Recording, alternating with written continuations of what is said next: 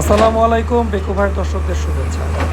দর্শক দেখতে পাচ্ছেন আমরা ভবনের এই শেষ প্রান্তে এসে যথেষ্ট বেগ পেতে হচ্ছে, কেননা উল্টো দিকে একটা সিকিউরিটি অফিস এবং তার বাম দিকে অর্থাৎ দক্ষিণ পশ্চিম দিকে অবস্থান করতেছে একটা 11,000 ভোল্টেজের পাওয়ার হাউস।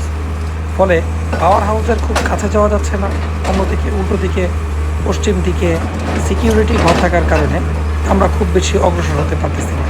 দূর থেকে কলামগুলো টেনে এনে এগুলোকে ভাঙাটা যথেষ্ট বেগ পেতে হচ্ছে আমাদের এই বেকু মেশিন দিয়ে, যে হ্যামারের সিজেল, এই সিজেলের মাধ্যমে।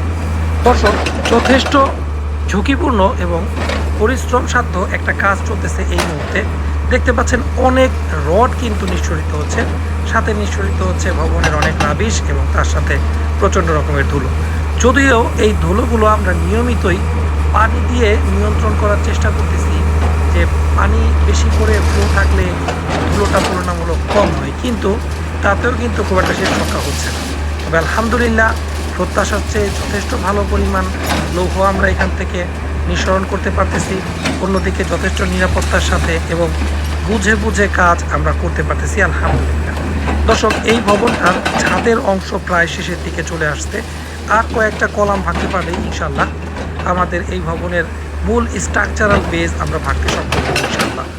তো এই পর্যন্তই ছিল বেকু ভাইয়ের সাভারের পলমল ফ্যাক্টরির এই ভাঙার সর্বশেষ অবস্থা। দর্শক, পরবর্তীতে নতুন ভিডিও ক্লিপ নিয়ে হাজির হব।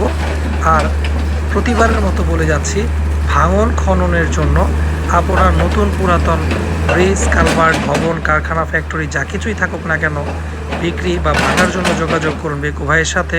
বেকু ভাইয়ের টিম পৌঁছে যাবে আপনার প্রত্যাশিত সাইডে ইনশাআল্লাহ। ভালো থাকবেন, পাশে থাকবেন বেকু ভাইয়ের সাথে। সালাম।